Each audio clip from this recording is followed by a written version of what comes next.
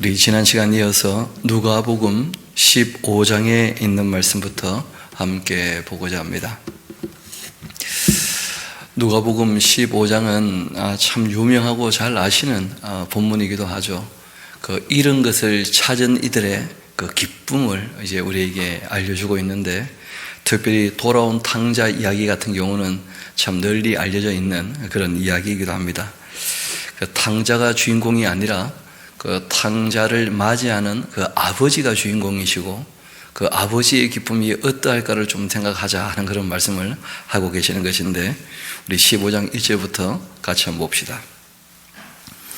모든 세리와 죄인들이 말씀을 들으러 가까이 나오니 그 바리새인과 서기관들이 수군거려 이르되, 이 사람이 죄인을 영접하고 음식을 같이 먹는다, 그렇게 이야기를 합니다. 하나님을 찾아 주의 말씀 들으러 왔는데, 그들이 어떻게 보면 외형적으로 볼 때 그 세리나 죄인들, 누가 봐도 잘못하는 사람이다, 이렇게 이제 이 종교인들이 보고 있는 것이죠. 그들이 그 모습을 보고 예수님께서 한 말씀 하신 거예요. 아버지 하나님께서 무엇을 좋아하시겠는가?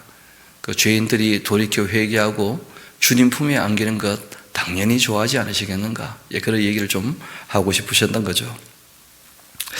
예수께서 그들에게 비유로 말씀하셨는데, 너희 중 어떤 사람이 양 100마리가 있는데 그중 하나를 잃었다면 99마리를 들에 두고 그 잃은 것을 찾아내기까지 찾아다니지 아니하겠느냐?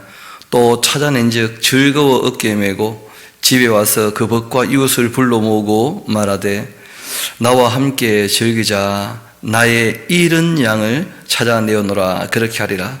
내가 너희에게 이르노니 이와 같이 죄인 한 사람이 회개하면 하늘에서는 회개할 것이 없는 의인 99으로 말미암아 기뻐하는 것보다 더할 것이다. 어떤 여자가 10드라크마가 있는데, 이때는 이제 10개라는 게 굉장히 중요합니다. 이 드라크마 10개라고 하는 것이 여인들이 시집 갈 때 징표 같은 거예요. 그러니까 숫자가 딱 맞지 않으면 오히려 좀 문제가 되는 것이죠. 그래서 돈의 가치를 넘어서서 징표 같은 것이니까 짝이 딱 맞아야 되는 거예요. 10드라크마 하는. 하나를 잃어버렸다는 겁니다. 등불을 켜고 집을 쓰며 찾아내기까지 부지런히 찾지 아니하겠느냐? 또 찾아낸즉 벗과 이웃을 불러 모으고 이르되, 나와 함께 즐기자. 잃은 드라크마를 찾아내어노라. 그렇게 할 것이다. 내가 너희에게 이르노니 이와 같이 죄인 한 사람이 회개하면 하나님의 사자들 앞에 기쁨이 되는 것이다. 또 이르시되, 어떤 사람에게 2 아들이 있었다고 하자. 그 둘째가 아버지께 말하되, 아버지여, 재산 중에서 내게 들어올 그 분깃을 내게 주소서. 그렇게 하는지라. 아버지가 그 살림을 각각 나누어 주었다는 거예요.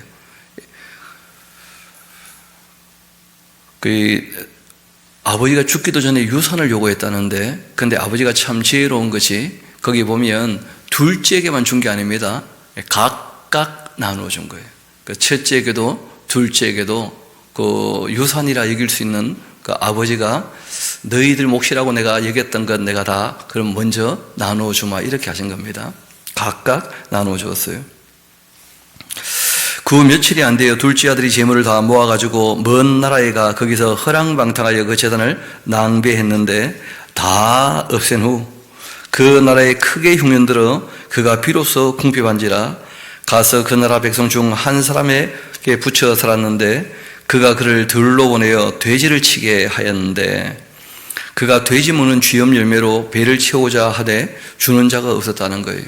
잘 아시는 것처럼 율법에 따르면 돼지는 부정한 짐승이죠, 그렇죠? 쪽발은 갈라졌지만 되새김질을 하지 않고. 그런데 로마 사람들이 온 세상 통치하고 있으니까, 그러니까 로마인들이 먹는 이 부식 때문에 돼지 치는 사람들이 있게 되는 거예요. 그 돈이 또 되니까. 그래서 유대인들은 최고 할 게 없어서 일을 하게 되면 돼지 치는 일을 한다. 굉장히 부정한 일. 로마 사람들에게 그 부식을 제공하는 일, 그 굉장히 천한 일 중에 천한 일이 되는 것이죠. 그런 지경까지 갔다 하고 이야기합니다. 이에 이 스스로 돌이켜 이르되 내 아버지에게는 양식이 풍족한 품권이 얼마나 많은가. 나는 여기서 줄여 죽게 되었구나. 내가 일어나 아버지께 가서 이르기를 아버지, 내가 하늘과 아버지께 죄를 지었사오니 지금부터는 아버지의 아들이라 일컬음을 감당하지 못하겠나이다. 나를 품권의 하나로 보소서 하리라. 그렇게 하고 이에 일어나서 아버지께 돌아가니라. 아직도 거리가 먼데 아버지가 그를 보고 측은히 여겨 달려가 목을 안고 입 맞추었는데 아들이 말합니다. 그 준비를 해왔죠. 대본을 다 읽어줍니다. 아버지, 내가 하늘과 아버지께 죄를 지었습니다. 지금부터는 아버지의 그 아들이라 일컬음을 감당하지 못하겠나이다. 그렇게 하나 아버지는 종들에게 말합니다. 제일 좋은 옷을 내어다가 입히고 손에 가락지를 끼우고 발에 신을 신기라. 그리고 살진 송아지를 끌어다가 잡아라. 우리가 먹고 즐기자. 이는 내 아들이 죽었다가 다시 살아났기 때문이다. 내가 잃었다가 다시 얻었노라. 그렇게 하니 그들이 즐거워합니다. 문제는 맏아들이었는데요. 밭에 있다가 돌아와 집에 가까이 왔을 때에 풍악과 춤추는 소리를 듣고는 한 종을 불러 이 무슨 일인가 물어봅니다. 대답하되 당신의 동생이 돌아왔음에 이 당신의 아버지가 건강한 그를 다시 맞아들이게 됨으로 인하여 살진 송아지를 잡았나이다. 그렇게 하니 그가 노하여 들어가고자 하지 아니하거늘 그 아버지가 나와 권합니다. 아버지께 대답하여 이르되 내가 여러 해 아버지를 섬겨 명을 어김이 없었는데. 참 착한 사람이죠. 아버지 말씀에 늘 순종하고 살았다는 거죠. 그런데 내게는 염소 새끼라도 주어 나와 내 벗으로 즐기게 하신 일이 없더니 아버지 그 살림을 창녀들과 함께 삼켜버린 이 아들이 돌아오매 이를 위하여 살진 송아지를 잡으셨나이다 하면서 제일 처음 꼭 기억하십시다. 각각 다 나누어줬어요. 근데 문제는 둘째는 다 허랑방탕하게 다 써버리고 돌아왔는데 아버지가 아버지의 것을 가지고 지금 잔치를 하는 거 아닙니까? 그러니까 첫째가 그게 섭섭한 거예요. 나도 내 받을 목 다 받았지만 여전히 아버지 일을 하고 있는 것인데 그 아버지는 나를 위해서 그 친구들하고 그렇게 한번 챙겨주신 적이 있는가, 뭐 이런 식의 이제 섭섭함이 있는 거예요. 그러나 실상은 그 첫째 아들이 그 아버지 말씀에 따라서 순종하면서 부지런히 일했던 것도 사실이거든요. 그 첫째가 효자냐 둘째가 효자냐 지금 그런 얘기하는 거 아닙니다. 둘 다 아버지 마음 모르기는 매한가지예요. 실제로는 아버지가 둘째 아들이 돌아왔을 때 기뻐하는 걸 보면 그 첫째 아들도 함께 기뻐해야 되지 않겠는가. 그 첫째 아이에게는 둘째 자기 동생 그 사랑하는 마음이 너무 없다. 그러지 마라. 그 아버지의 기쁨이 정말 무엇이겠는가. 그걸 이제 얘기하는 것입니다. 이어봅시다. 다시 30절 봅시다. 아버지의 살림을 그 창녀들과 함께 삼켜버린 이 아들이 돌아오매 이를 위하여 살진 송아지를 잡으셨나이다. 아버지가 이르되 예, 너는 항상 나와 함께 있으니 나의 것이 다 너의 것 아니겠느냐. 이 내 동생은 죽었다가 살아났으며 내가 잃었다가 얻었기로 우리가 즐거워하고 기뻐하는 것이 마땅하다. 그렇게 말씀하시면서 제일 처음 세리와 죄인들이 말씀 들으러 오는 것에 관하여 이 바리새인과 서기관들이 수군거리는 것을 보고 예수님께서 하신 말씀이에요. 하느님 마음을 그렇게 모르겠는가. 세리와 죄인들이라 할지라도 주님 앞에 돌아온다면 다 기쁘게 맞아주고 함께 즐거워해야지. 나보다 남을 더 낫게 여기는 마음, 아버지 하나님께서 무엇을 기뻐하실까 하는 것을 생각하는 마음이 꼭 필요하다 하는 말씀을 하신 것이죠. 알고 보니까 꼭 하나 적어놓으세요. 착한데 교만하다, 그런 게 있다는 거예요. 사람이 착하면 착해서 교만할 수 있어요. 심지어는 얼마나 착하냐, 자기가 예수가 된 줄 아는 사람도 있어요. 나쯤 되면 내가 예수 됐다, 그래가지고 옛날에도 그런 말이 있었거든요. 작은 예수, 자기가 예수 되겠대. 여러분, 예수님 제자가 되는 겁니다. 존재적으로 전혀 달라요. 예수님은 하나님이시고 우리는 피조물인데 너무 나간 그런 표현들이 가끔 있더라고요, 보니까. 그래서 이 말씀의 가장 중요한 요지는 아버지의 마음을 좀 헤아리자는 거예요, 다 함께. 그래서 착해서 교만하지 않도록 조심하자. 꼭 주의해야 됩니다. 착하고 충성된 것, 그리고 우리가 정말 긍휼과 자비가 있어야 될 것이고, 그리고 공의와 정의를 행하는 거예요. 공의와 정의를 행한다고 하면서 피도 눈물도 없다, 그것도 좀 끔찍한 일이거든요. 그래서 하나님의 그 성품이 사랑이시고 그리고 공의로우신 분이시다, 이게 다 공존하는 것이 인격인 거죠, 인격. 16장 이어봅시다. 그 16장도 참 이 번역이 좀 까다롭기도 하고 또 번역하기도 쉽지 않은 그런 본문이어서 오해가 조금 있게 되는데, 일단 제일 처음 시작부터 마지막 이 결론까지를 우리가 알면 그 중간의 내용도 어렵지 않게 정리가 됩니다. 이어봅시다. 또한 제자들에게 이르시되 어떤 부자에게 청지기가 있었다. 그가 주인의 소유를 낭비한다는 말이 그 주인에게 들렸다는 거예요. 그 진짜인지 가짜인지는 좀 두고 봐야겠죠. 그래서 주인이 그를 불러 말합니다. 내가 너에게 대하여 들은 이 말이 어찌 됨이냐? 너가 보던 일을 한번 셈해보자. 그래서 진짜 문제가 있다면 청지기 직무를 계속하면 안 되겠지 하고 이제 말씀하신 겁니다. 근데 청지기가 속으로 말을 해요. 내 주인이 내 직분을 빼앗는다 하고 생각을 해요. 아니, 자기가 청지기했다면 아무 문제가 없죠. 실제로 낭비하고 있었던 모양인데 보니까. 그래서 얘기합니다. 내가 무엇을 하면 좋겠는가? 땅을 파자니 힘이 없고 비를 먹자니 참 부끄럽구나. 이 사람은 게으른 사람이에요. 일할 마음이 없어요. 청지기 그만두면 그러면 딴 직업도 알아보고 일을 해야지 성실하게 사람이. 이 사람은 일할 마음도 없는 거예요. 아주 악한 사람이.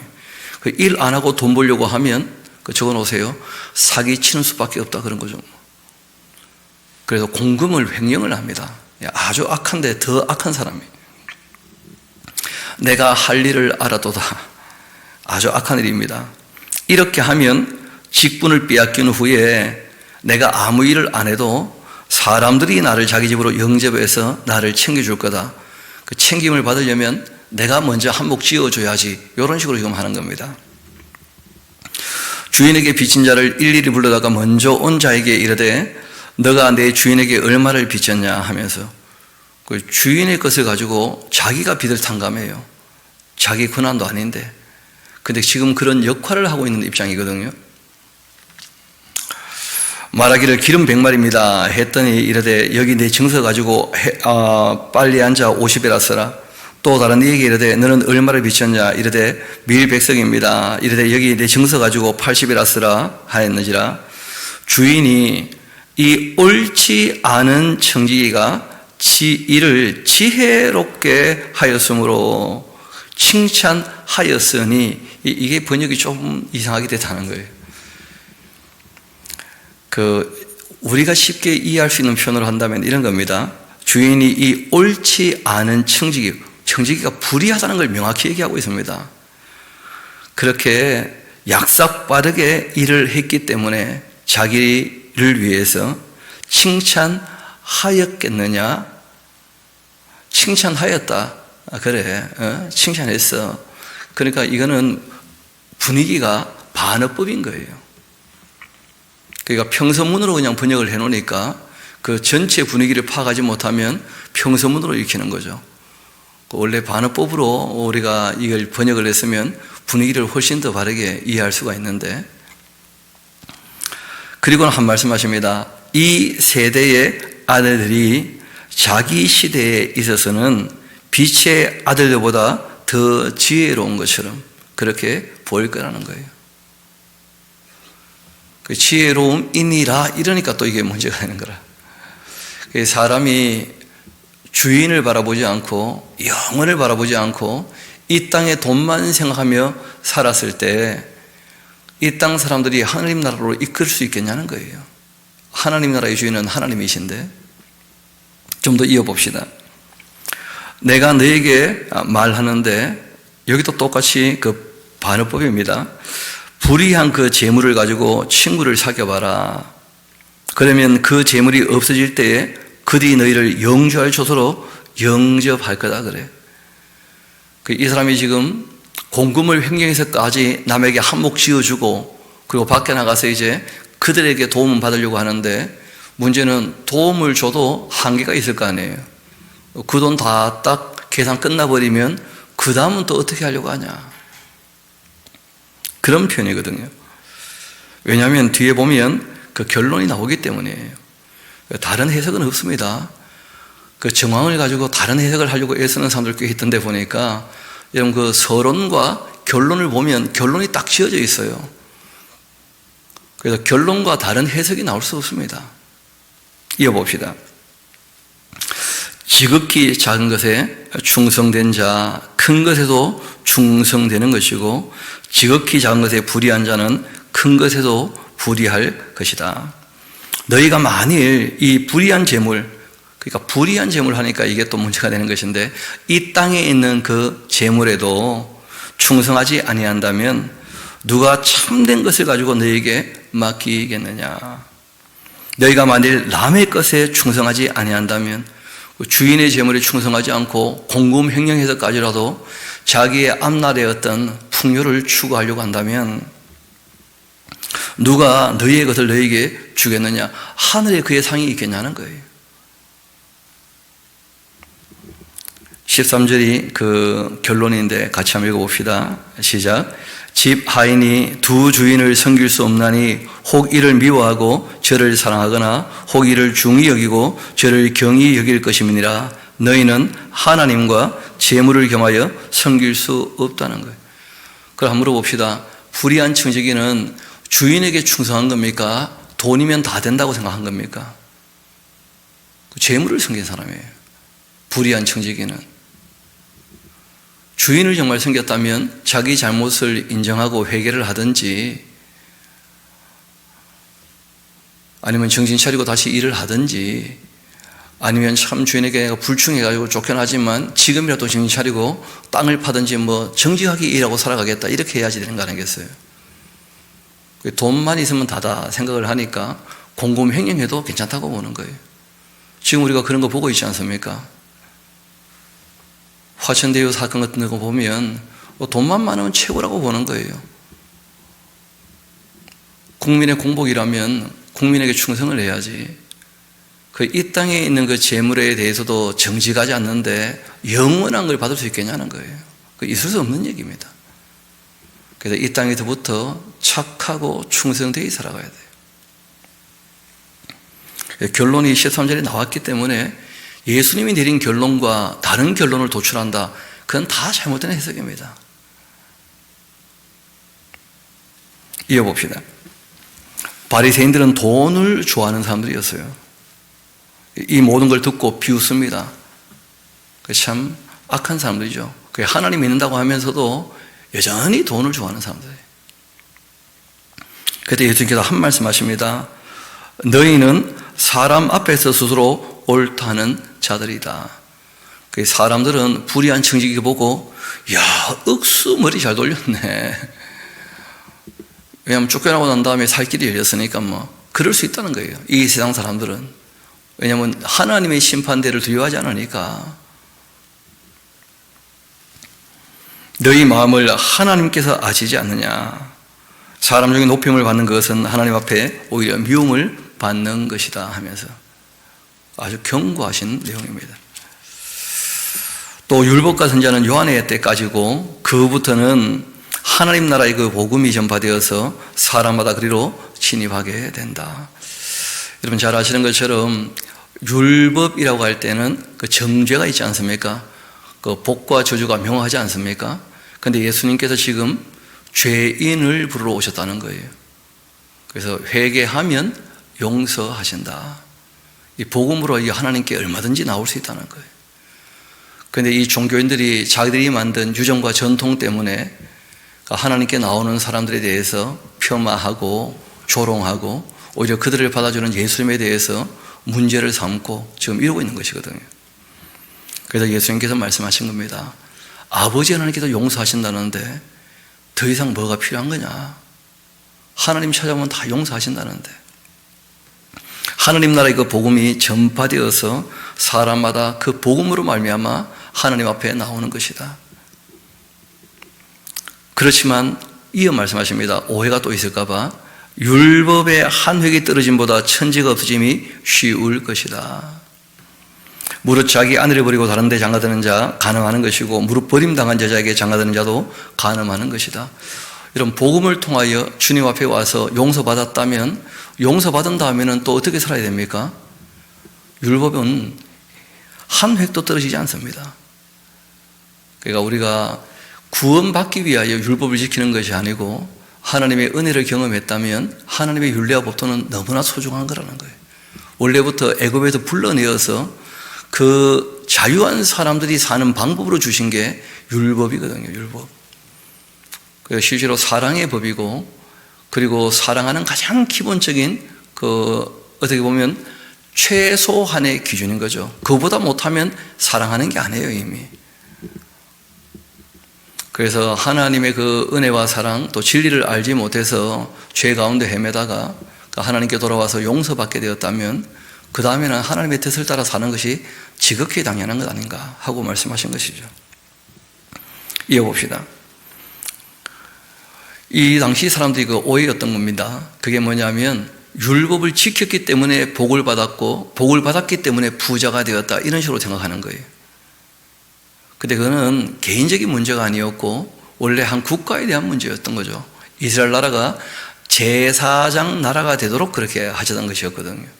근데 그 일은 안 되고 말았고 그리고 이제 개인적인 문제에 대해서는 신종론이 항상 얘기되는 것처럼 사람들이 부조리한 것과 부당한 일들을 이 세상에서 많이 보거든요.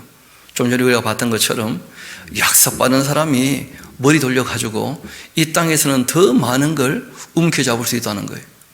근데 그렇게 해서 부자가 된 사람들, 외형적으로 봤을 때 종교인들은 또 복받았다고 박수 쳐주고 거기 가서 뭐 좀 얻어먹고 또 뭐 그런 식으로 이제 하고 있으니까 예수님께서 한 말씀 딱 하셨습니다. 아주 중요한 얘기인데 한 부자가 있었고 자대국가 고운 배 옷 입고 날마다 호화롭게 지내고 있었어요. 그 당시 사람들이 볼 때에는 복받은 사람처럼 보였지만 예수님은 전혀 아니라는 거예요. 그 사람 어떻게 사는지를 보라는 거예요. 한번 봅시다. 그런데 나사로라 이름한 그 거지가 헌대투성이로 그 대문 앞에 버려진 채 그 부자의 상에서 떨어지는 것으로 배불리려 하면서 심지어 개들이 와서 그 헌대를 핥았습니다. 이 그 거지가 죽게 되었고 천사들에게 받들려 아브라함의 품에 들어가고 부자도 죽어 장사되었고 그가 음부에서 고통 중에 눈들어 멀리 아브라함과 그 품에 있는 나사로를 보고 불러 말합니다. 아버지 아브라함이여 나를 긍휼히 여기사 나사로를 보내어서 그 손가락 끝에 물 찍어 내 혀를 서늘하게 하소서. 내가 이 불꽃 가운데에서 괴로워하고 있습니다. 그때 아브라함이 이런 말씀하십니다. 예, 너는 살았을 때에 좋은 것 받았고 나사로는 고난을 받았지 않느냐. 이것을 기억해야 할 거다. 이제는 그는 여기서 오히려 위로를 받고 너는 괴로움을 받게 될 것이다. 그 이유가 있죠. 이 부자가 부자였는데 자기 집에서 구걸하는 나사로 챙겨준 적이 없다는 거예요. 나사로가 떨어진 걸 먹어서 인간 대접 받은 적이 한 번도 없어요. 거기에 대한 책임을 물으시는 거예요. 내가 나사로의 것까지도 너에게 챙겨준 것이고 왜 내가 너에게 준 것 가지고 너가 해야 될 일을 안 했냐? 왜 너가 누리고 살아버리냐 다 남의 것을 가지고 거기에 대한 책임을 오히려 물으시는 겁니다. 이어봅시다. 25절 다시 한번 봅시다. 아브라함이 이르되 예 너는 살았을 때 좋은 것 받았고 나사로는 고난을 받았으니까 이것을 기억해라. 이제 그 나사로는 여기서 위로를 받고 너는 괴로움을 받는 것이다. 그뿐 아니다. 너희와 우리 사이에 큰 구렁텅이가 놓여 있어 여기서 너희에게 건너가고자 하되 갈 수도 없고 거기서 우리에게 건너올 수도 없게 하였다. 이르되 그러면 아버지여 부자가 얘기하죠. 구하노니 나사로를 내 아버지 집에 보내소서. 내 형제 5이 있는데 그들에게 증언하게 하여 그들로 이 고통받는 곳에 오지 않게. 그들도 나와 똑같은 부자인데 자기만 위하여 호의호식하고 살고 있는데 이렇게 될 줄 알았으면 그렇게 살지 말라고 했어야 되는데 하고 이제 얘기를 하는 거 아닙니까? 그러자 아브라함이 이런 얘기를 합니다. 그들에게 모세와 선자들이 있으니까 그들에게 들을지어다. 이미 어떻게 살지를 다 말씀하셨다는 거예요. 그걸 몰라서 하는 게 아니거든요. 영생을 바라보지 않기 때문에 이 땅의 삶이 다라고 생각하기 때문에 이 땅의 것을 다 누리고 싶어 하는 거예요. 성경은 그렇게 얘기하지 않습니다. 모세와 선자들이 있으니 그들에게 들어야 할 거다. 이르되 그렇지 아니합니다. 아버지 아브라함이여, 만일 죽은 자에게서 그들에게 가는 자가 있다면 회개하지 않겠습니까? 하고 이제 음부에 가 있는 부자가 얘기를 하자. 이르되 모세와 선자들에게 듣지 아니한다면 비록 죽은 자 가운데 살아나는 자가 있을지라도 권함을 받지 아니할 것이다. 구약에 이미 충분히 어떻게 살지를 말씀하셨고 예수님께서 어떻게 살지를 얘기하시는데 그 말씀을 안 듣는 사람은 죽었다 깨어난 사람이 얘기해도 안 들을 거라는 거예요. 왜냐하면 그 인격이 하는 게 아니거든요. 그 말씀을 알아듣고 그리고 주님 뜻을 따라서 긍휼과 자비가 꼭 필요한 거죠. 공의와 정의가 꼭 있어야 될 것이고. 그래서 이 부자가 왜 음부로 가는지를 얘기하신 거예요. 자기만 누렸기 때문에 자기만. 하나님께서 맡기신 것인데 그런 얘기죠. 그래서 우리가 이걸 보면서 이제 죽음 이후의 세계를 조금 더 알 수 있게 된 것이죠. 그러니까 아브라함과 이삭과 야곱은 죽었습니까? 살아있습니까? 아브라함 살아있잖아요. 이게 무슨 말이냐면 영혼은 죽지 않습니다. 그러면 부활이 있다고 하는데 그 영혼이 부활하는 게 아니잖아요. 영혼은 원래 죽지 않는 것이니까. 그래서 그 영혼이 이제 낙원이라는 곳, 거기가 아브라함의 품이죠. 아브라함의 품. 본향을 바라보는 사람들이 잠시 거치는 성이 있다는 거예요. 그 아브라함의 품이에요. 그리고 이제 또 뭐가 있다는 겁니까? 음부가 있다는 거예요. 음부. 근데 그 음부에도 무슨 고통이 있다 그렇게 되어 있지 않습니까? 그래서 이 낙원과 음부가 있고, 그래서 이후에 이제 예수님 그 재림하실 때 마지막 나팔이 울려 불게 될 때 그때 잘 아시는 것처럼 낙원에서 부활하는 것을 우리가 생명의 부활이라 그렇게 얘기를 해요. 그리고 이제 이 땅에 그 이스라엘을 중심으로 한 회복인 천여왕국이 있지 않습니까? 그 천여왕국이 끝나고 이제 또다시 그 부활이 있게 되는데 그것은 음부에 있는 이들의 부활이죠. 그렇죠? 그래서 그 부활을 우리가 심판의 부활이라 그렇게 얘기합니다. 그래서 심판의 부활 이후에 심판받고 지옥 가는 것을 두 번째 사망이라 그렇게 표현하는 거죠. 그래서 우리가 이 내용 아주 중요한 내용입니다. 죽음 이후의 세계에 대해서 만들어 두신 하나님 이외에는 알려줄 수 없는 정보거든요. 그래서 이런 일들이 있다 하고 지금 명확히 말씀하신 것입니다. 이어봅시다. 예수께서 제자에게 말씀하십니다. 실족하게 하는 것 없을 수는 없겠지만은 그렇게 하는 이 자에게는 화로다. 그가 이 작은 장애 하나를 실족하게 할진데 차라리 연자맷돌이 그 목에 매여 바다에 던지는 것이 나을 거다. 너희는 스스로 조심해야 된다. 만일 너희 형제가 죄를 범하거든 경고하고 회개하면 어떻게 하라는 거예요? 용서를 해야 한다. 이게 복음의 내용이거든요.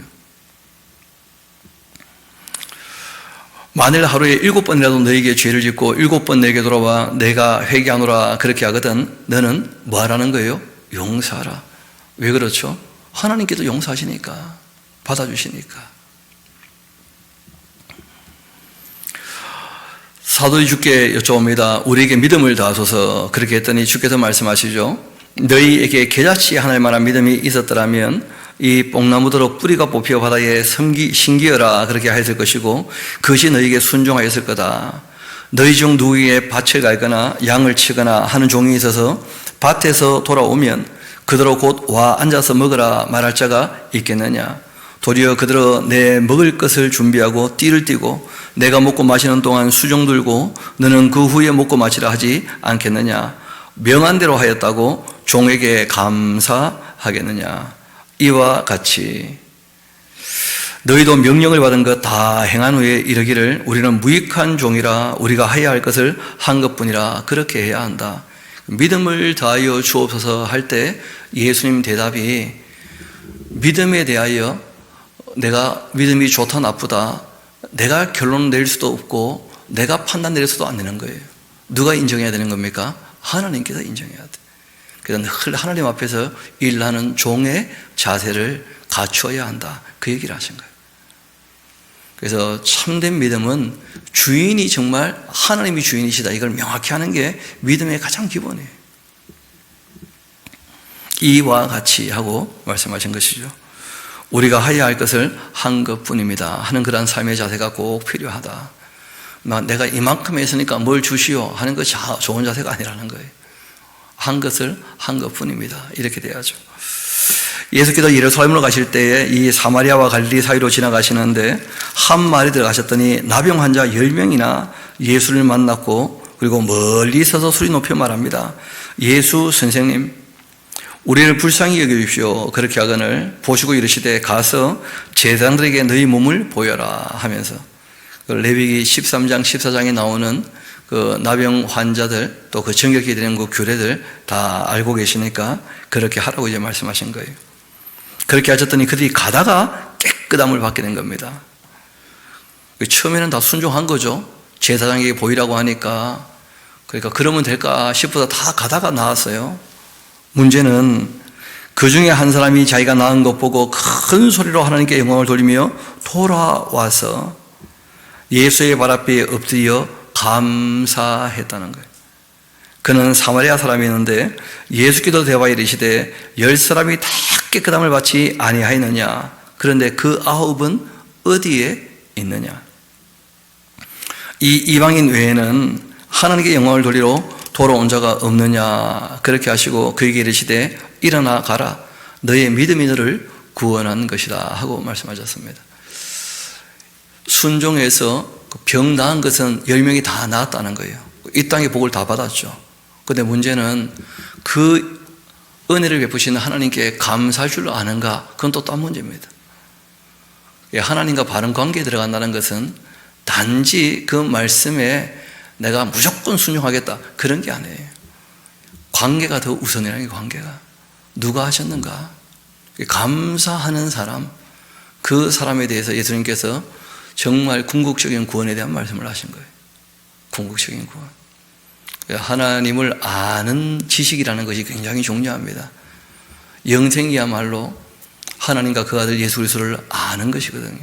하나님은 하나님을 아는 것을 기뻐하시니까 그래서 그 하나님 바르게 알고 그 하나님이 하신 일에 감사할 줄 알아야죠. 참 안타깝게도 10명을 다 고쳐줬는데 감사할 줄 아는 사람은 한 사람밖에 없었다는 거예요. 여러분, 우리가 나병 환자처럼 극적인 일을 경험하는 것도 경험하는 것이지만 실제로 우리의 생명과 삶에 필요한 모든 것들은 하나님 아버지께서 우리에게 베풀어 주신 것이거든요. 그 감사할 줄 아는가 그렇지 않은가 그건 큰 차이가 있는 것이죠. 이 땅에 누리고 살 때 하나님 안 믿어도 나름대로 똑똑하고 정직하고 성실하고 배짱이 있고 하면 뭐 큰 사업할 수 있고 얼마든지 성공할 수 있고 돈 벌 수 있다는 거예요. 그런데 그것을 가지고 하나님의 뜻대로 바르게 사용하는가, 정말 하나님께 주신 분께 감사할 줄 아는가, 그건 또 전혀 딴 문제가 되거든요. 이어봅시다. 바리새인이 하나님 나라가 어떤 때에 임합니까? 하고 물어봐요.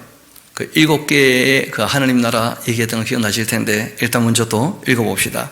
마음에 이루어지는 하나님 나라에 대한 말씀이죠. 하나님 나라는 볼 수 있게 임하는 것 아니다. 이 땅에 살아있는 사람 눈에는 볼 수 있게 임하는 게 아니다. 그렇게 얘기하신 거죠.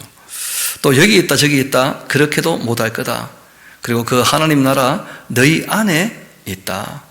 너희 안에 있는 그 하나님 나라, 또 함께 누리는 그 하나님 나라, 그 하나님 나라를 누리는 사람이어야 실제로 궁극적인 하나님 나라에 이룰 수가 있는 것이죠.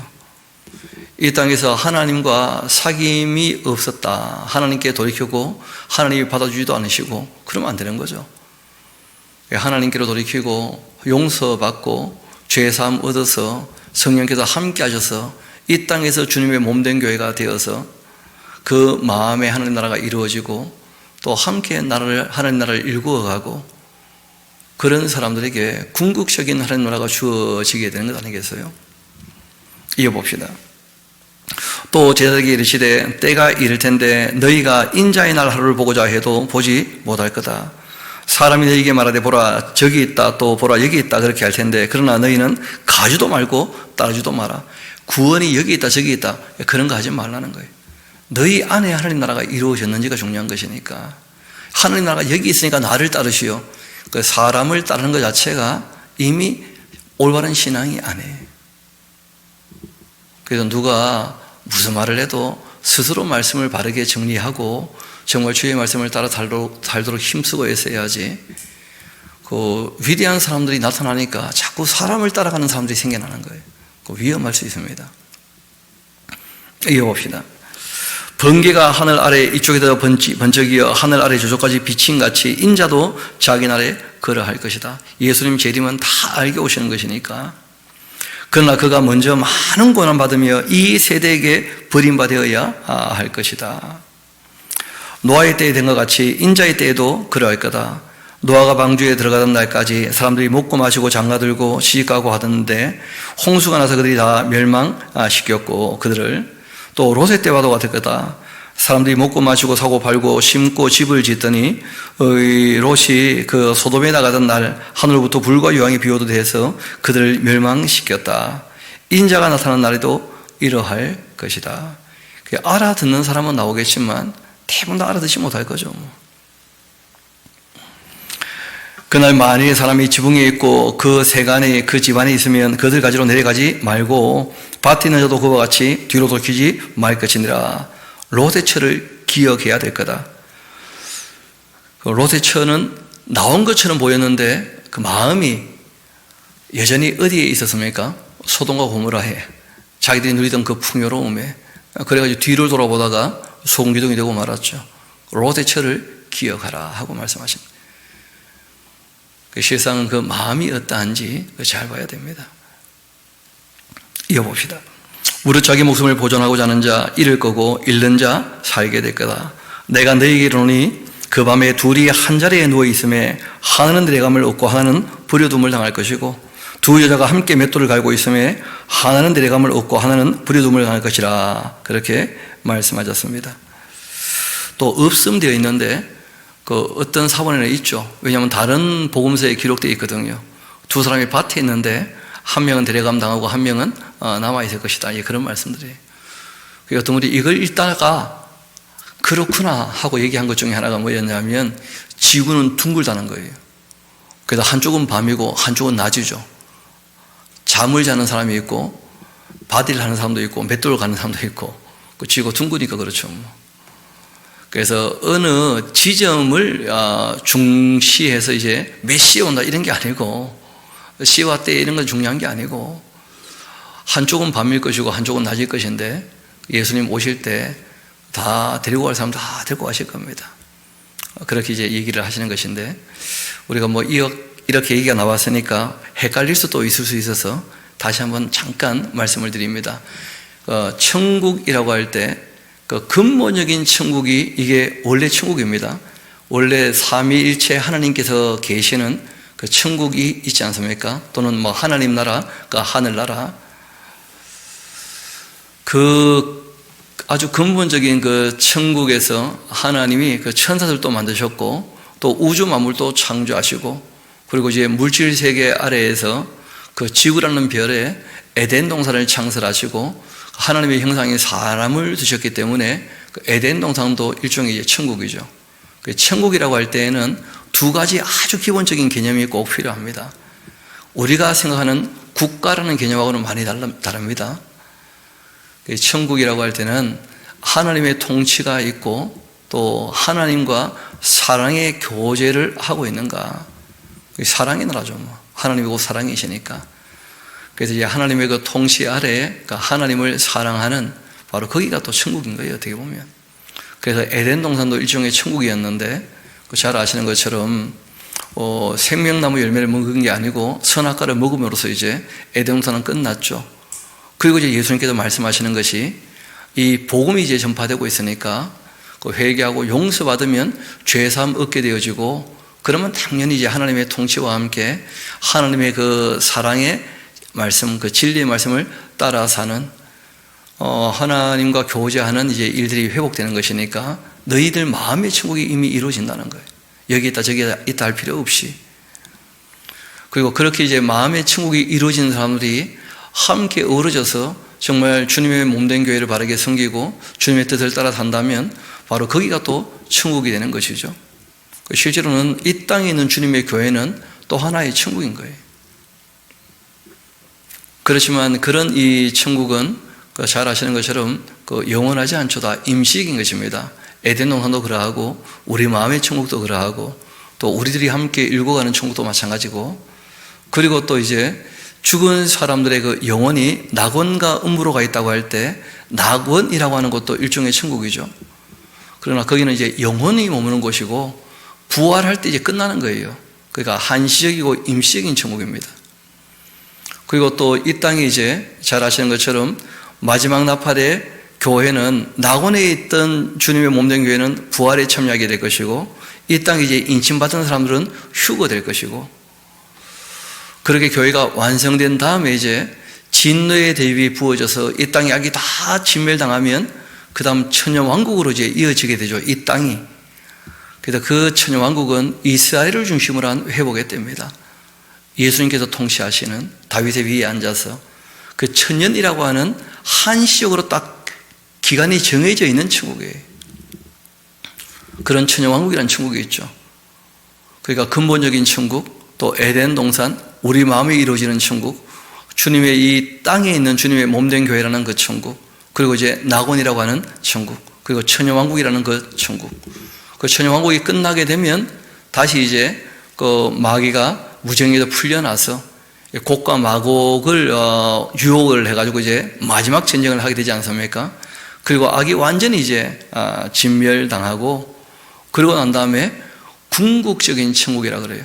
하나님께서 사람들과 더불어 영원히 함께 사랑을 나누고자 하나님이 예정하신, 하나님께서 계획하신 그 천국이 있다는 거예요. 사람과 함께 누리고자 만들고자 하시는 그 천국이 있다는 거예요. 그래서 그 천국은 아직 이루어지지 않았죠. 궁극적인 천국이 우리가 이제 소망하고 바라보는 그 천국인 것이죠. 그래서 이 천국이라고 할 때에 자꾸 누가 물어봐요. 우리가 가는 겁니까? 오는 겁니까? 하고 물어봐요. 그 천국에 대해서 성경은 간다 온다 말 다 있거든요. 또 여기 있는 겁니까? 딴 데 있는 겁니까? 그런 거 물어보는 분도 꽤 있어요. 그래서 우리 마음에도 이루어지고 이 땅에도 이루어지겠지만, 그러나 이 모든 것 다 사라지고 이전 것은 지나갔으니 새 것이 되어서 새 예루살렘이 임하는 그 천국은 이 땅에 임하는 게 아니죠. 이 땅에 있으면 다 사라지는 것이니까. 그래서 7가지 천국으로 좀 정리를 해보면, 궁극적인 천국이라는 것은 우리가 이제 가야 되는 것이고, 그리고 우리 마음에 이루어지는 천국, 또 우리가 함께 어떻게 보면 작은 부분이겠지만 이 땅에서는 함께 더불어 일궈갈 수 있는 천국은 이 땅에 임하는 천국이죠. 그러나 그런 것은 다 임시적인 것이다. 지구별이 뭐 복음화되고 천국화되고 그런 거 없습니다. 그렇게 되어지지 않는다고 성경은 얘기했어요. 내가 말세에 믿음을 보겠느냐 하시면서 이어봅시다. 그들이 대답하여 이르되 주여 어디 오니까? 이르시되 죽음이 있는 곳 독수리가 모인다. 이거는 이제 세상 마지막에 대한 그런 표현들이죠. 하나님의 그 심판이 있게 되고 다 죽어 널브러지게 되면 그 시체를 쪼아 먹으려고 그 독수리가 날게 된다 하는 것인데, 그 세상 끝에 이제 진짜 천국이 이제 오게 되는 것이다 하고 말씀하신 거예요. 그러니까 너희 속에 먼저 임하게 될 것이고, 하나님이 준비하시는 것이니까 너희가 뭐 여기 천국이다 저기 천국이다 하고 쫓아다니고 그러면 안 된다. 자기 있는 자리에서 잠을 자도 데리고 갈 거고, 또 밭을 갈고 있어도 데리고 갈 사람 다 데리고 갈 거니까 그런 거 염려하지 마라 하고 말씀하신 거예요. 그래서 마음에 이루어질 천국과 함께 주님께서 이제 우리에게 정말 주시려고 만드신 천국이 있다 하는 것을 다 얘기하고 계시는 거죠. 오늘 18장까지 함께 보면 좋겠습니다.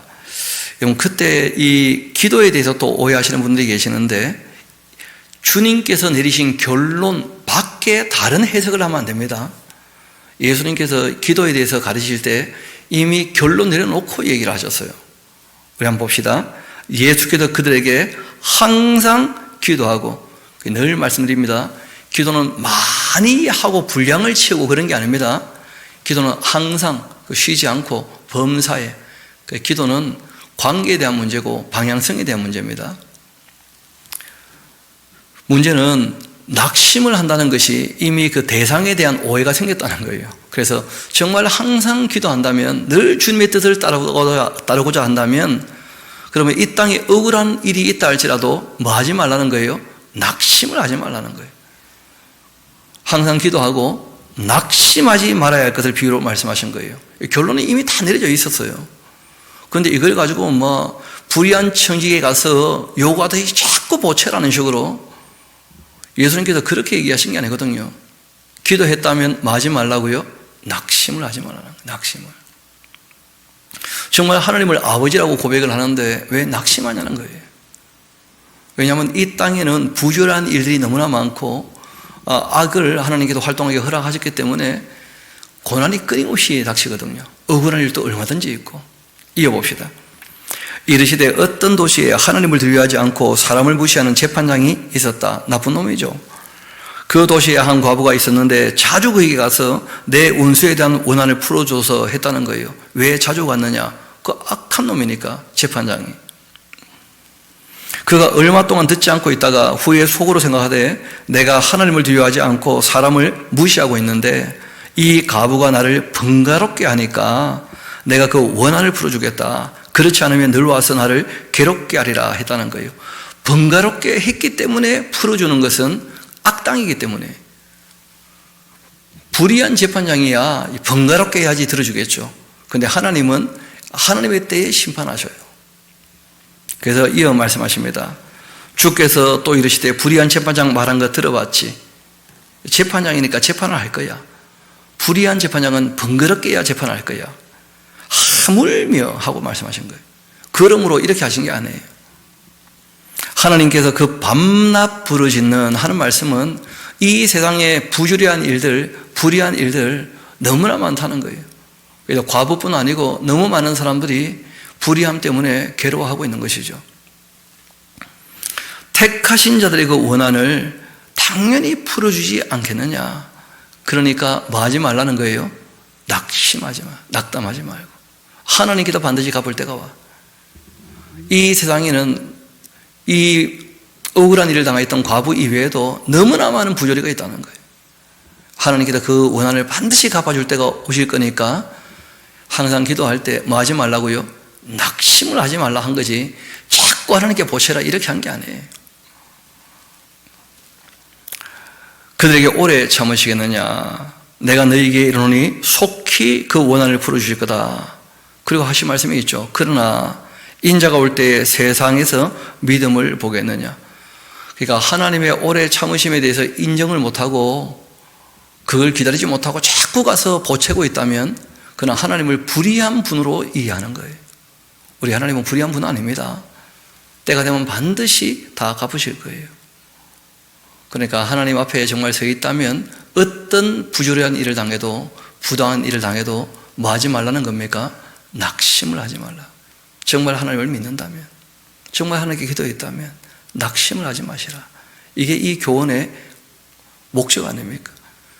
예수님께서 이미 해석을 끝냈는데 자꾸 딴 해석 가지고 이상한 이 종교 행위들을 자꾸 강조하는 것은 그 굉장히 잘못된 일입니다. 정말 주의해야 됩니다. 9절 이어봅시다. 또 자기를 의롭다고 믿는다는 사람을 멸시하는 자들에게 비유로 한 말씀 하셨습니다. 그 얘기했죠. 스스로 착하다고 착각하면서 교만한 사람들 얼마든지 있다고. 두 사람이 기도하러 성전에 올라갔는데 하나는 바리새인이고 하나는 세리였습니다. 바리새인은 서서 따로 기도하여 이르되 하나님, 나는 다른 사람들 곧 이 토색 불의 간음을 하는 자들과 같지 않고 이 세리와도 같이 아니함을 감사합니다.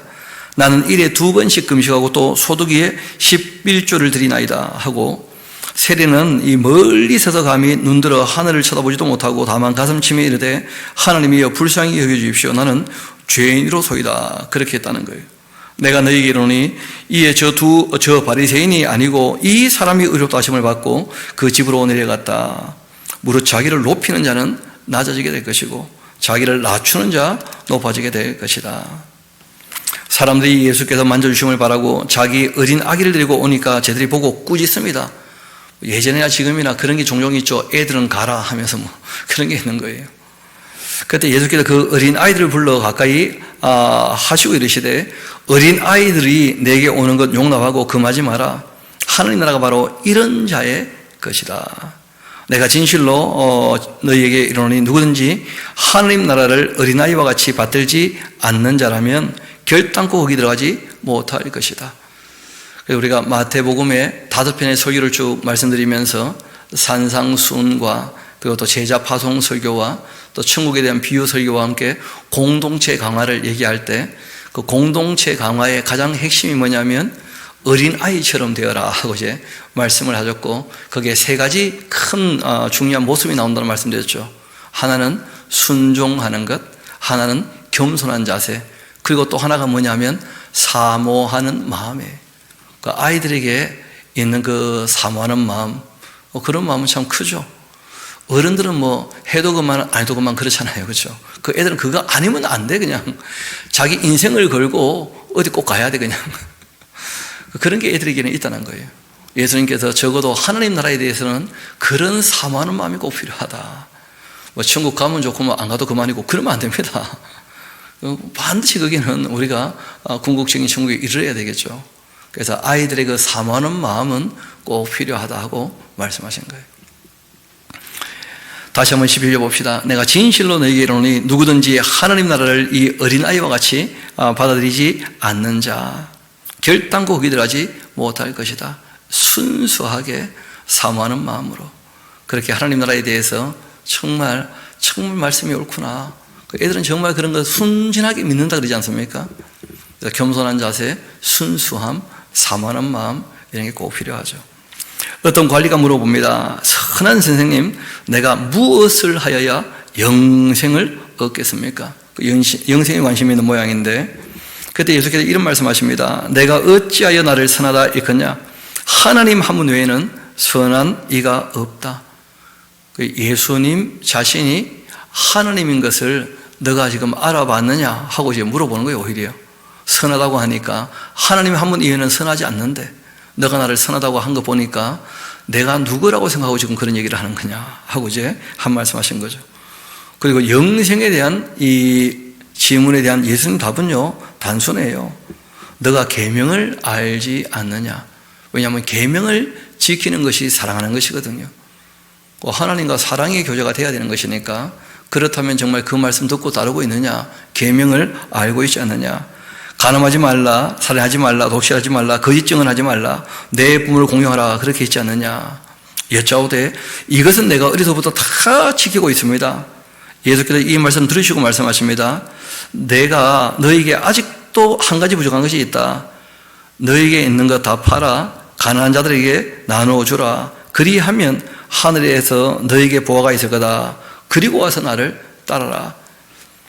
여러분 그 가난한 자들에게 다 나눠주라 하는 말씀이 이게 어떤 얘기냐면 다른 사람을 너와 똑같이 생각할 수 있겠냐는 거예요. 그러니까 이때 당연히 재물을 갖고 있으면 권력을 갖게 되는 것이고 게다가 이 부자 청년이었고 관원이었다고 또 나오거든요. 그러니까 가난한 사람들 지금 너가 가지고 있는 거 똑같이 나누어줘서 똑같은 사람이라고 생각할 수 있겠냐. 그러니까 우리가 뭘 가지게 되면 자꾸 자기가 위에 있다고 오해할 수 있어요. 너가 정말 하나님의 말씀을 다 듣고 있다면 여러분 10번째 계명이 탐하지 말라는 말씀이 딴 게 아닙니다. 나와 남을 똑같이 여기라는 거예요.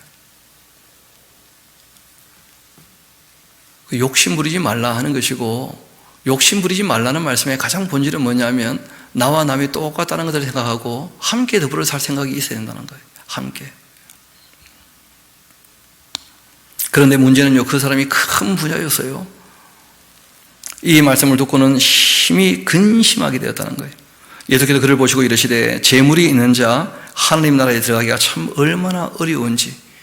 재물이 있다 보니까 남들보다 자기가 더 낫다고 여기고 그 욕심과 교만 버리기가 참 쉽지 않은 것이죠.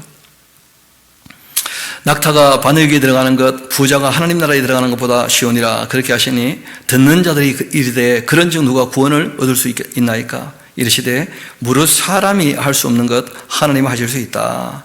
베드로가 여쭈옵니다. 보옵소서 우리가 우리의 것 다 버리고 주를 따랐나이다. 이르시되 내가 진실로 너희에게 이르노니 하나님 나라를 위하여 집이나 이 아내나 형제나 부모나 자녀를 버린 자 현세에서 여러 배 받고 내세에 영생을 받지 못할 자가 없느니라. 그렇게 말씀하시면서 그 우선순위에 대해서 다시 한번 말씀하신 것이죠.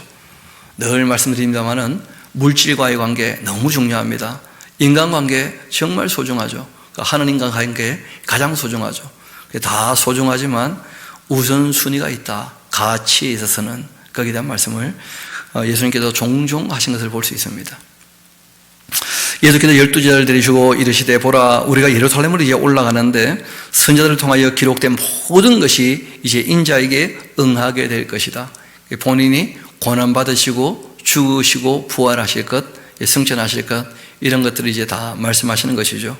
이미 구약에 다 기록되어 있다는 거예요. 인자가 이방인들에게 넘겨져 희롱당하고 능욕당하고 침뱉음 당하겠고 그들은 직실하고 그를 죽일 것인데 그러나 그는 3일 만에 살아날 것이다. 죽은 자가 썩지 않게 되는 것이니까 다시 살아나는 것이죠. 쟤들이 이것을 하나도 깨닫지 못했는데 그 말씀은 아직 감추어져 있었기 때문이었다. 그들이 이르신 바를 알지 못하였다. 그 일이 이루어지고 난 다음에 이제 깨닫게 되는 것이죠.